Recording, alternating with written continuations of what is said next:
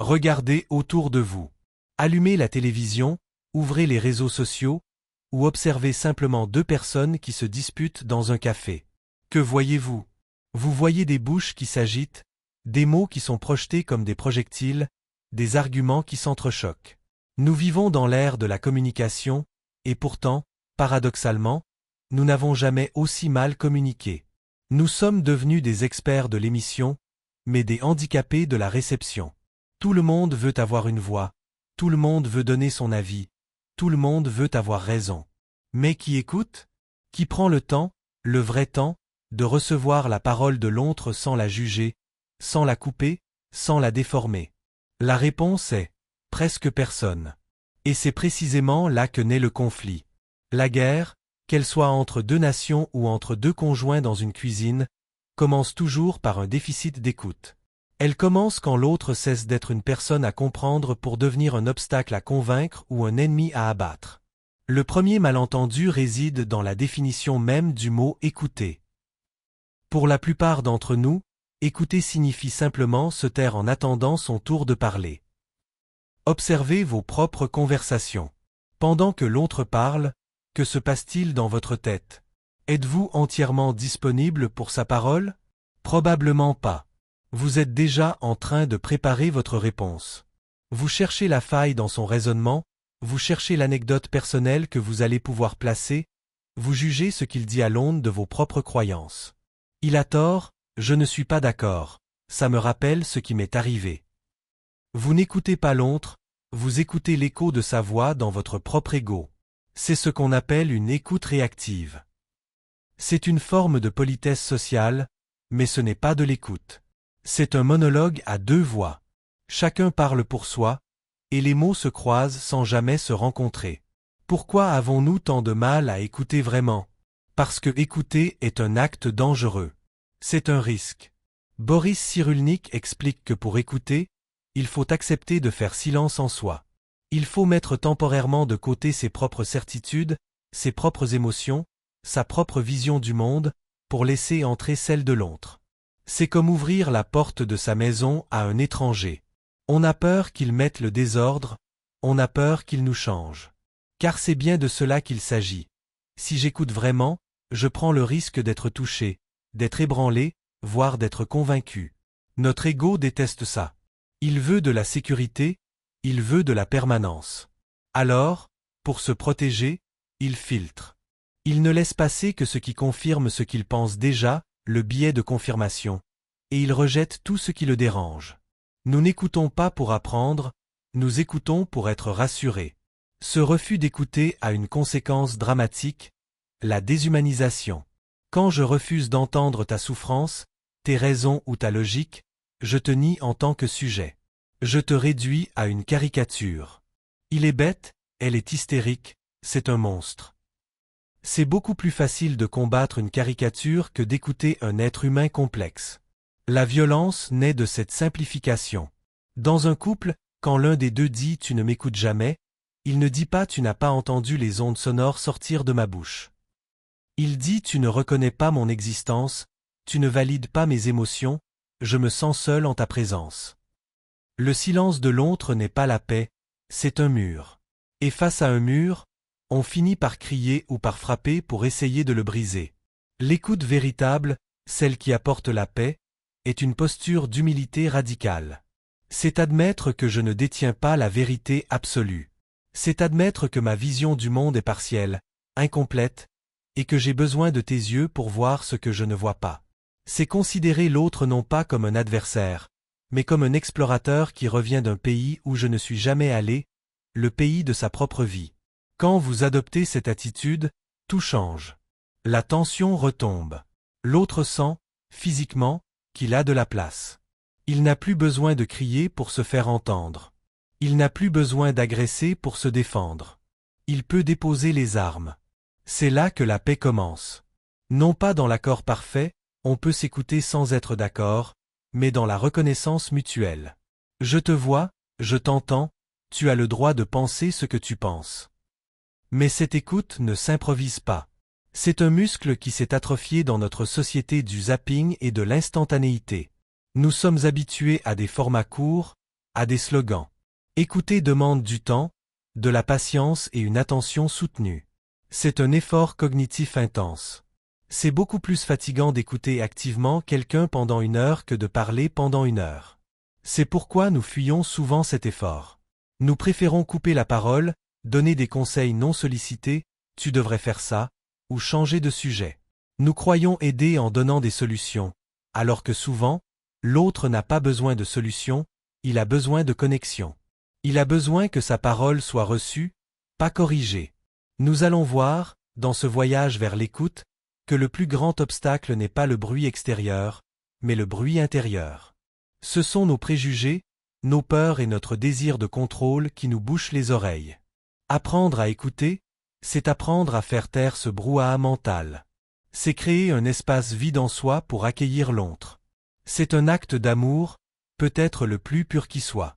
Simone Veil disait, « L'attention est la forme la plus rare et la plus pure de la générosité ». Dans la prochaine étape, nous allons descendre concrètement dans la mécanique de cette écoute. Comment faire pour ne pas juger? Comment écouter ce qui n'est pas dit, ce qui se cache derrière les mots? Nous découvrirons que le corps parle souvent plus fort que la voix, et que pour entendre vraiment, il faut parfois écouter avec les yeux et avec le cœur. Si écouter est si difficile, c'est parce que notre cerveau est encombré par un locataire bruyant, notre propre ego. Dès que quelqu'un commence à raconter une histoire, un mécanisme réflexe se met en marche chez la plupart d'entre nous. C'est ce qu'on appelle l'écoute autobiographique, ou l'écoute moi aussi. L'autre vous dit, je suis épuisé en ce moment, je dors mal. Immédiatement, vous répondez, à moi aussi. C'est pareil, avec le travail que j'ai, je ne m'en sors plus. Vous pensez bien faire. Vous pensez créer du lien en montrant que vous vivez la même chose. Mais en réalité, vous venez de voler la vedette. Vous avez pris le projecteur qui était braqué sur lui pour le tourner vers vous. Le message implicite que vous envoyez est « Ta souffrance m'intéresse moins que la mienne ». L'autre se tait, frustré, car son émotion n'a pas été reçue, elle a été utilisée comme tremplin pour parler de vous. La paix ne peut pas s'installer dans cet échange narcissique où chacun lutte pour exister. Pour sortir de ce piège, il faut pratiquer ce que les psychologues appellent l'écoute active.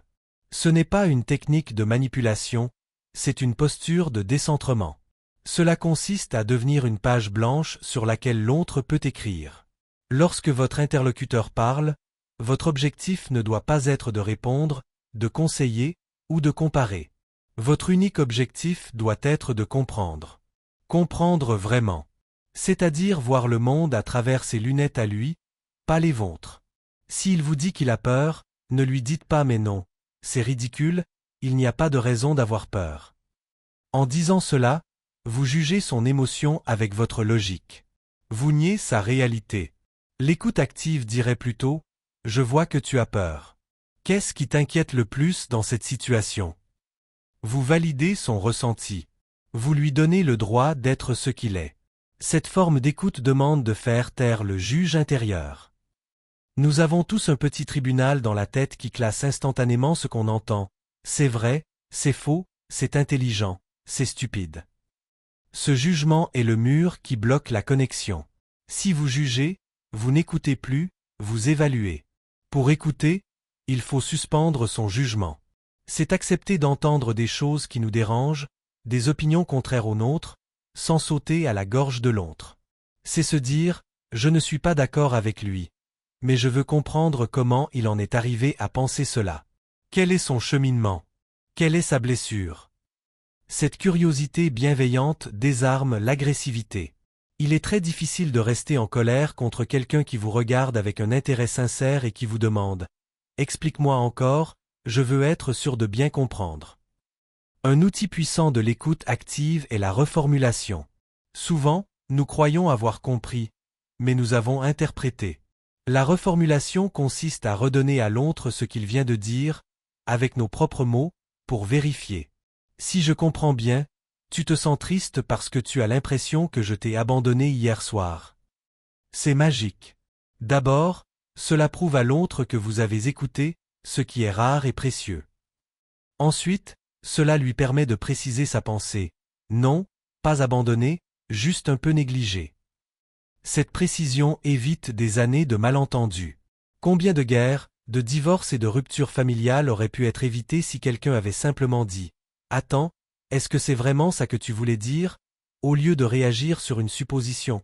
L'écoute active, c'est aussi entendre ce qui n'est pas dit.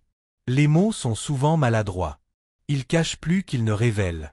Derrière une phrase agressive comme « tu ne penses qu'à toi », il y a souvent un appel au secours qui signifie « j'ai besoin d'attention ». Derrière un silence boudeur, il y a une peur d'être rejeté. Écouter, c'est devenir un détective de l'émotion. C'est écouter le ton de la voix, regarder la posture, sentir l'atmosphère. C'est percevoir la vulnérabilité derrière l'armure. Quand vous répondez à la vulnérabilité plutôt qu'à l'attaque, vous changez la règle du jeu. Vous ne jouez plus au ping-pong verbal, vous commencez une danse. Vous dites à l'autre « j'entends ta douleur », pas juste ta colère. Et c'est souvent à ce moment-là que les larmes montent et que les poings se desserrent. Il faut du courage pour écouter ainsi. Car si j'écoute vraiment ta souffrance, je vais la ressentir un peu. C'est la contagion émotionnelle, la base de l'empathie. C'est désagréable. Nous préférons souvent couper court, dire ça va aller, ne t'inquiète pas, pour ne pas avoir à ressentir cette lourdeur. Mais ce ça va aller est une violence. Il bâillonne l'autre pour nous protéger nous-mêmes. La paix demande de supporter, quelques instants, la charge émotionnelle de l'autre. C'est être comme un paratonnerre. On reçoit la foudre, on la laisse nous traverser jusqu'à la terre, sans qu'elle nous détruise. C'est offrir une présence solide au milieu de la tempête. Mais attention, écouter ne veut pas dire s'effacer. Ce n'est pas devenir un paillasson sur lequel l'autre peut s'essuyer les pieds. L'écoute a ses limites, celle du respect. On peut écouter la colère, mais on ne doit pas tolérer l'insulte. On peut écouter la plainte, mais on ne doit pas se laisser noyer par elle.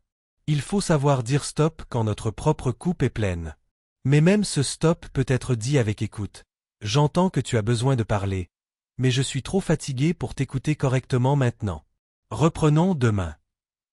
C'est encore une forme de respect, respecter la qualité de la relation. Ainsi, nous commençons à voir que l'écoute est bien plus qu'une fonction auditive. C'est une posture spirituelle. C'est décider que l'autre est important.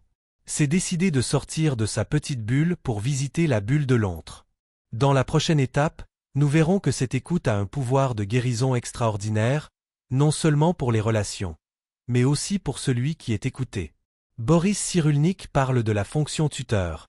Comment une simple oreille attentive peut sauver quelqu'un du désespoir et lui permettre de se reconstruire après un traumatisme.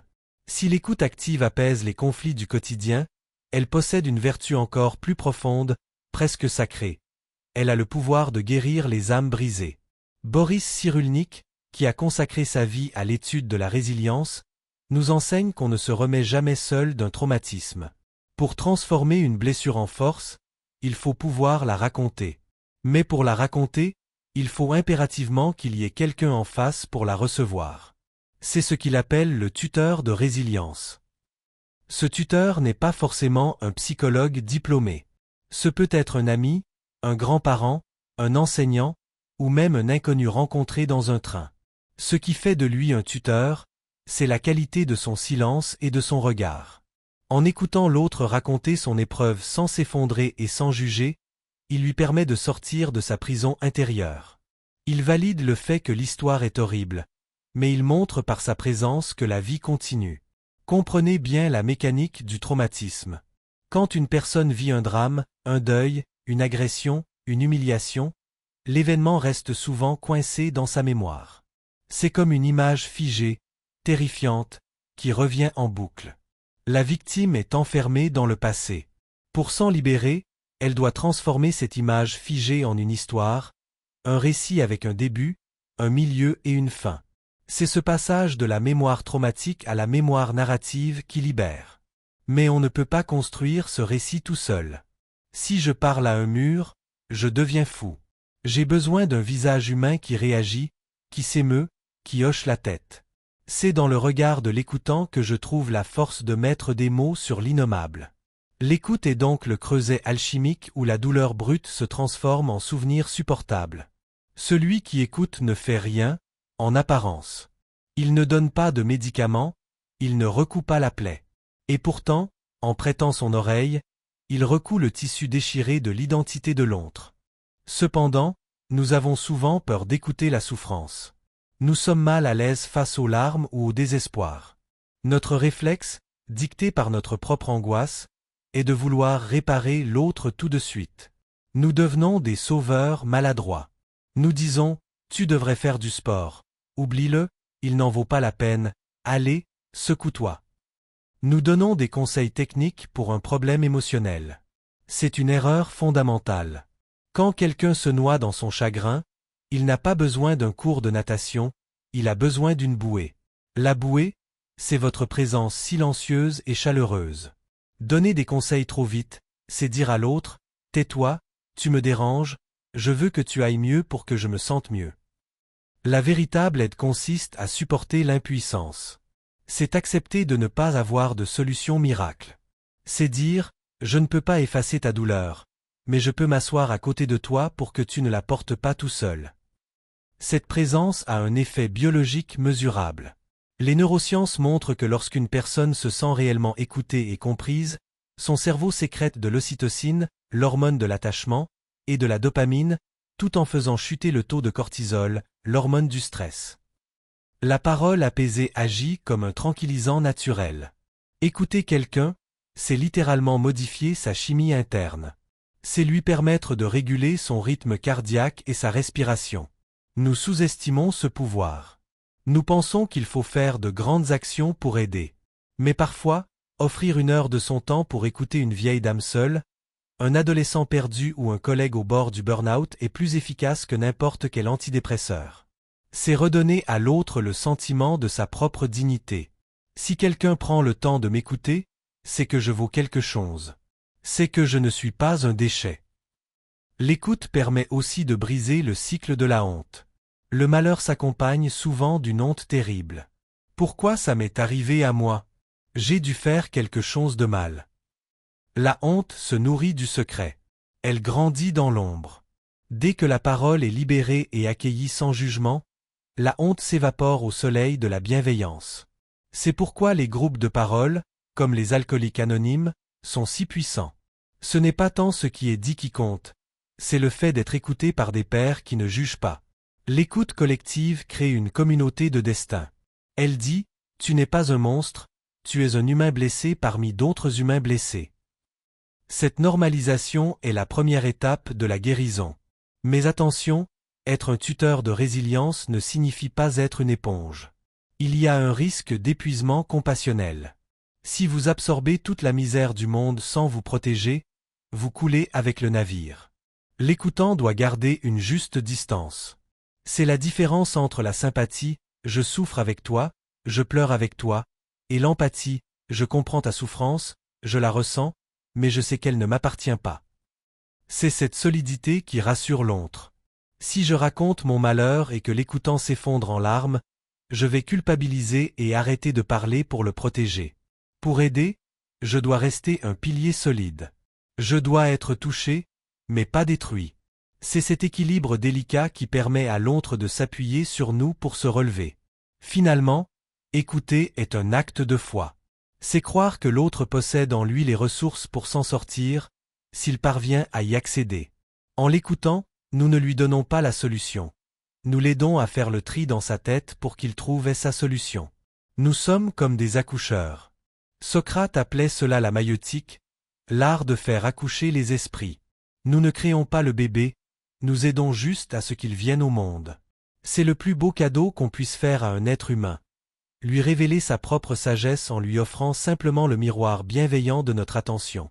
Nous avons vu que l'écoute désamorce les conflits, partie 2, et guérit les traumatismes, partie 3. Mais il reste un défi ultime, peut-être le plus difficile de tous. Comment écouter ceux que nous détestons? Comment écouter nos ennemis, ceux qui ont des valeurs opposées aux nôtres, ceux qui nous font peur? C'est pourtant là, à la frontière de l'impossible, que se joue la paix véritable dans nos sociétés divisées. Nous arrivons au sommet de notre montagne. Écouter un ami qui souffre est un acte de compassion. Écouter son conjoint est un acte d'amour.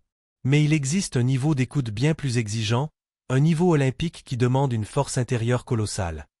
Écoutez celui qui ne pense pas comme nous, celui qui nous contredit, voire celui que nous considérons comme un ennemi. C'est ici que se joue l'avenir de notre vivre ensemble. Nous vivons dans un monde de plus en plus polarisé, fragmenté en tribus. Les algorithmes des réseaux sociaux nous enferment dans des bulles où nous n'entendons que l'écho de nos propres opinions. Nous finissons par croire que ceux qui pensent différemment sont des idiots, des fous ou des monstres. Nous ne leur parlons plus, nous les combattons.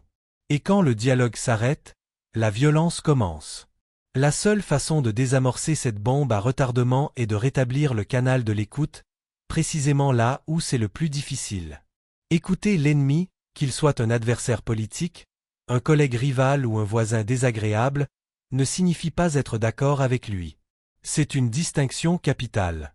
On confond souvent comprendre et cautionner. Vous pouvez écouter un point de vue que vous trouvez horrible sans l'accepter pour autant. Mais pourquoi le faire? Pourquoi s'infliger cela? Parce que c'est la seule manière de réhumaniser l'autre. Tant que je n'écoute pas l'autre, il reste une caricature, une cible abstraite. Dès que je l'écoute raconter son histoire, ses peurs, ses motivations, il redevient un être humain. Je découvre que sa haine vient souvent d'une peur, que son agressivité vient d'une blessure. Je commence à voir la logique interne de son délire. C'est ce que font les négociateurs de crise avec des preneurs d'otages. Ils ne leur disent pas « vous avez raison ». Ils les écoutent pour créer un lien, pour faire baisser la tension, pour éviter le massacre. L'écoute est une arme de paix massive. C'est aussi un acte d'intelligence stratégique. Sun Tzu, dans l'art de la guerre, disait « connais ton ennemi ». Si vous n'écoutez pas ceux qui s'opposent à vous, vous restez ignorant de leur vraie motivation. Vous vous battez contre des moulins à vent. En écoutant, vous apprenez. Vous comprenez les failles de leur raisonnement, mais aussi les failles du vôtre.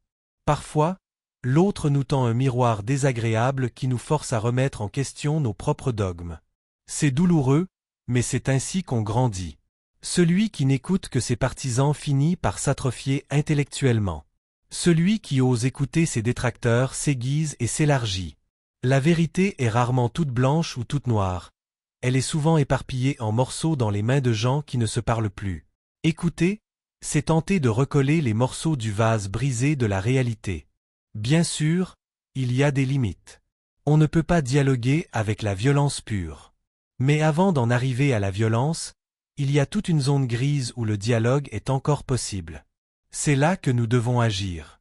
Le défi que je vous lance est le suivant. La prochaine fois que vous êtes face à quelqu'un dont les idées vous révoltent, essayez, juste une fois, de ne pas contre-attaquer immédiatement. Essayez de poser cette question magique. Qu'est-ce qui t'amène à penser cela? Raconte-moi. Et écoutez. Non pas pour trouver la faille, mais pour trouver l'homme ou la femme derrière l'idée. Vous serez surpris. Vous découvrirez peut-être que derrière son vote politique radical, il y a une peur du déclassement. Que derrière son agressivité au travail, il y a une angoisse de ne pas être à la hauteur. Vous ne changerez peut-être pas son avis, mais vous changerez la nature de votre relation. Vous passerez de la guerre de tranchées à la conversation. Et c'est déjà une victoire immense. Finalement, écouter est le remède à notre propre solitude. Nous pensons que s'ouvrir aux autres va nous envahir, mais c'est l'inverse. C'est en nous fermant que nous nous emmurons. L'homme qui n'écoute pas finit seul dans sa tour d'ivoire, persuadé d'avoir raison contre le monde entier, mais terriblement isolé. L'homme qui écoute est relié. Il est traversé par le flux de la vie. Il est plus riche, car il porte en lui non seulement sa propre expérience, mais aussi l'expérience de tous ceux qu'il a écoutés. Il devient vaste comme le monde. La paix n'est pas un état passif où tout le monde sourit bêtement. La paix est une activité dynamique, un effort constant pour jeter des ponts au-dessus des abîmes qui nous séparent. Ces ponts sont faits de mots écoutés. Chaque fois que vous retenez un jugement, chaque fois que vous laissez l'autre finir sa phrase, chaque fois que vous dites « je comprends », vous posez une pierre sur ce pont. C'est un travail invisible qui ne fera pas la une des journaux, mais c'est le travail qui tient le tissu du monde ensemble. Alors, pour conclure ce voyage, rappelez-vous que vous avez 2 oreilles et une seule bouche, pour écouter 2 fois plus que vous ne parlez. C'est la physiologie même de la sagesse. N'ayez pas peur d'écouter. Votre identité ne va pas se dissoudre. Au contraire, elle va s'affirmer dans la rencontre. Soyez de ceux qui offrent ce silence habité, cette présence rare. Dans un monde qui crie, le plus grand rebelle est celui qui se tait pour écouter. Soyez ce rebelle de la douceur. Soyez ce gardien de la paix. Car au fond, nous cherchons tous la même chose. Être vu, être entendu, être aimé. Et tout cela commence par une simple oreille tendue.